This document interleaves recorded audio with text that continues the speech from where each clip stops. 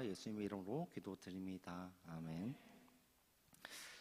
우리는 살아가면서 되게 자주 흔들린 것 같습니다. 내가 지금 바른 길을 잘 걷고 있는지, 또 내가 방금 했던 이 선택이 잘 맞는 것인지, 또 무엇을 어떻게 붙잡고 살아가는 게 좋을지 되게 고민이 많은 것 같습니다. 그런 고민들 속에서 우리의 마음이 흔들릴 때가 또한 많죠. 특히나 청년의 시기에는 이러한 불안과 비교, 그리고 조급함 등의 소리가 우리의 귀에, 또 우리의 마음에 더 자주, 더 깊이 파고드는 것만 같습니다. 더 빨리 가야 된다는 소리, 또 지금 당장 열심히 해서 잘 해내야 된다는 이야기, 또 남들에게 뒤처지면 안 되니까 너도 얼른 해야 돼 라고 하는 이야기가 들리곤 할 것입니다. 그런데 오늘 본문은 그 모든 소리보다 깊고 깊은 질문을 우리에게 던져주고 있는 것 같습니다. 너는 지금 누구의 음성을 듣고 있느냐? 그리고 너는 지금 누구의 손 안에 위치해 있느냐? 라는 것이죠. 오늘 본문은 바로 이러한 질문 앞에 우리를 세워주고 있습니다. 오늘 본문의 시작인 22절은 이렇게 시작합니다. 예루살렘의 수전절이 이르니 때는 겨울이라 라고 시작합니다. 여기서 말하는 수전절이란 히브리어로 하누카라고 부르는 절기입니다. 그 의미는 봉헌 그리고 헌신인 것이죠. 말 그대로 성전을 다시금 깨끗하게 하고 하나님께 드리고 봉헌하는 것을 기념하는 절기로 지키는 것입니다. 이 절기의 배경에는 사실 되게 아픈 역사가 있습니다. 이스라엘은 한때 이방의 권력 아래에서 큰 고통을 오랜 시간 겪었습니다. 예루살렘의 성전이 더럽혀졌고 또 유대인들의 신앙 또한 짓밟으려 했던 것입니다. 성전은 모욕당했고 예배는 무너지게 되었고 하나님의 백성의 정체성 또한 크게 흔들리는 순간이라고 할 수 있습니다. 그런데 그때 유다의 마카비를 중심으로 성전을 다시 회복하려는 움직임이 일어났고 결국 성전은 다시 정결하게 되어서 하나님 앞에 봉헌되게 되었습니다. 그 일을 기념하는 절기가 바로 수전절인 것입니다.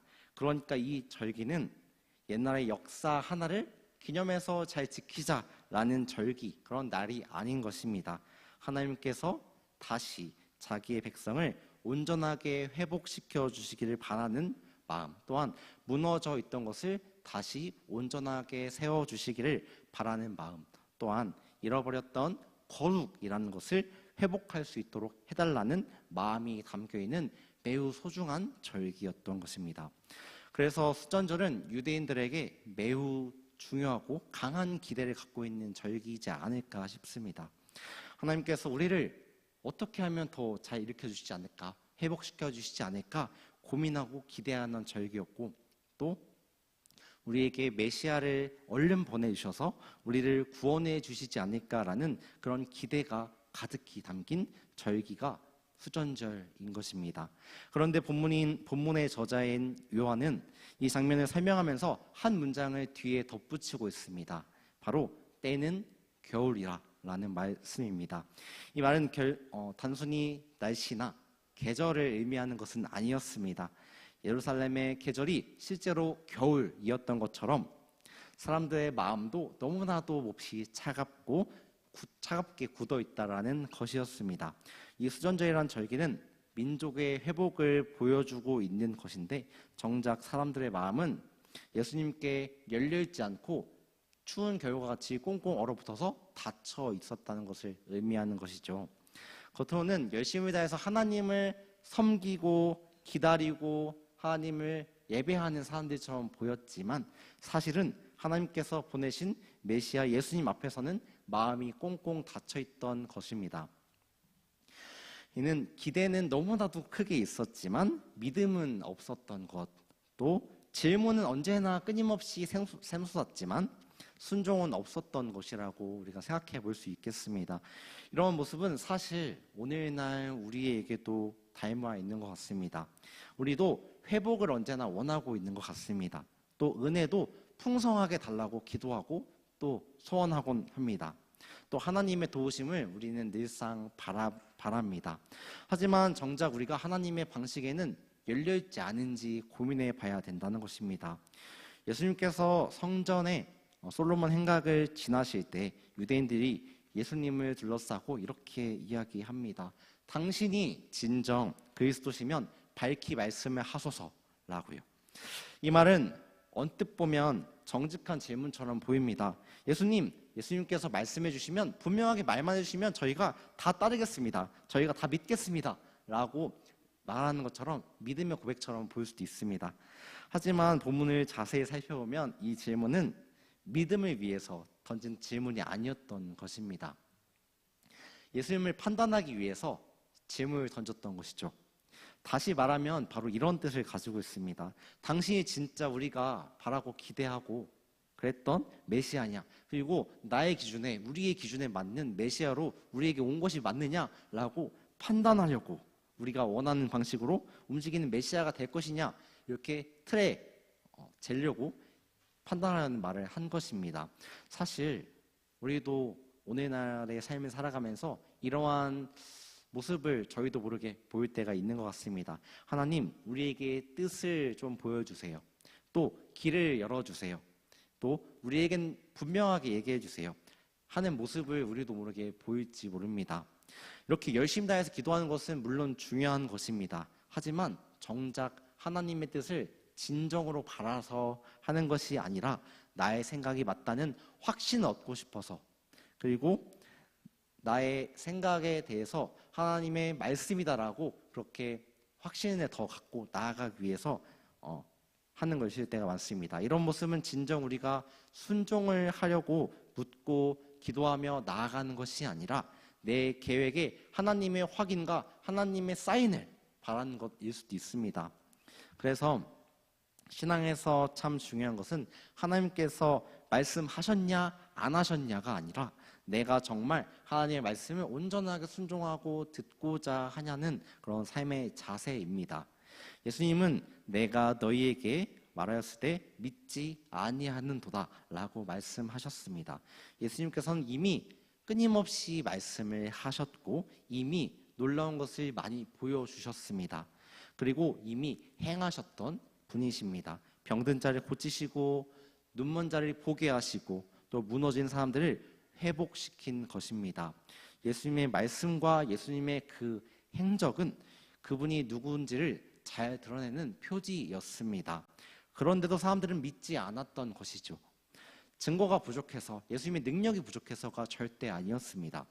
믿으려는 사람의 마음이 없었기 때문입니다.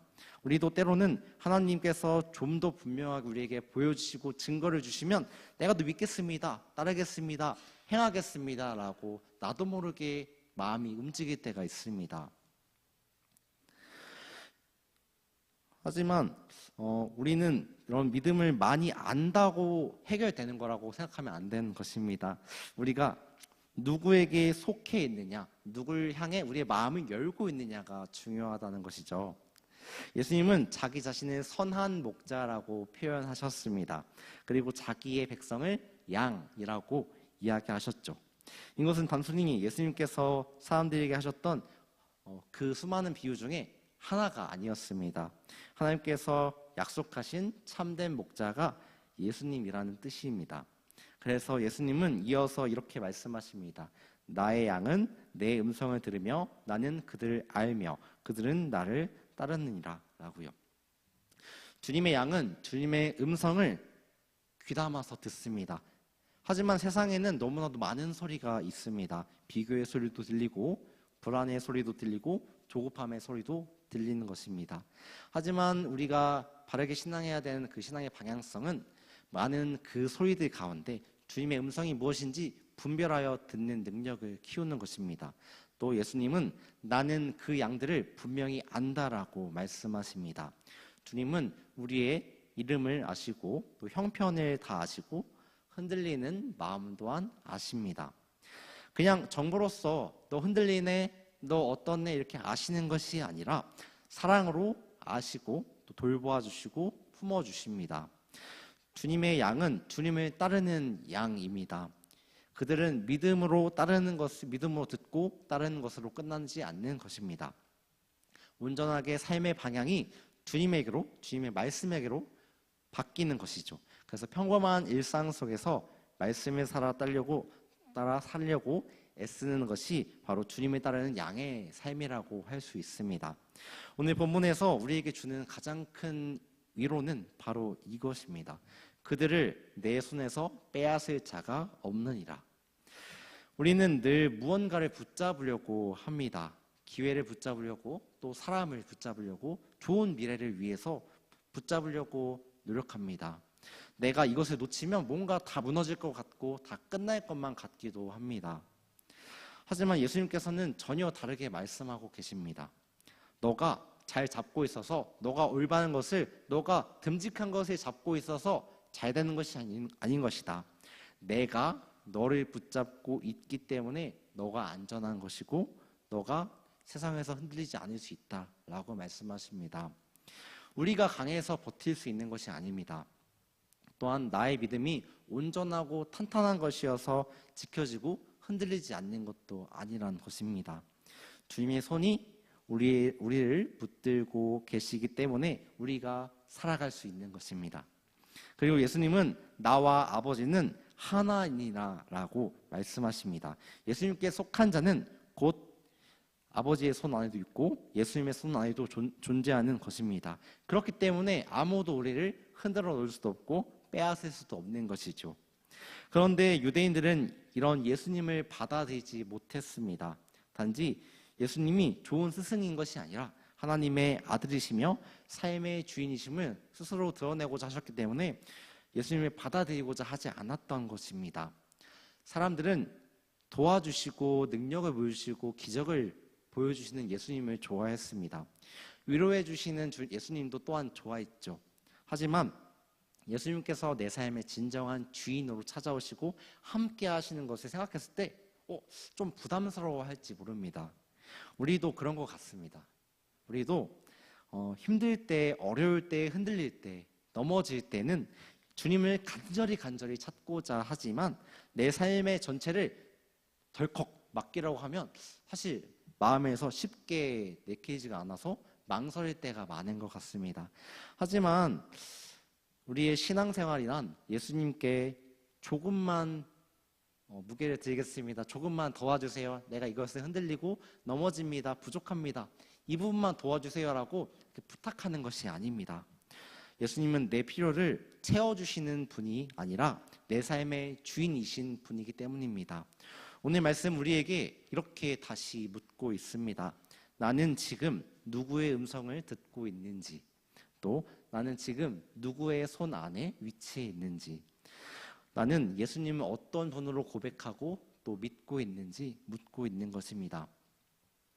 우리의 삶은 여전히 흔들릴 것입니다.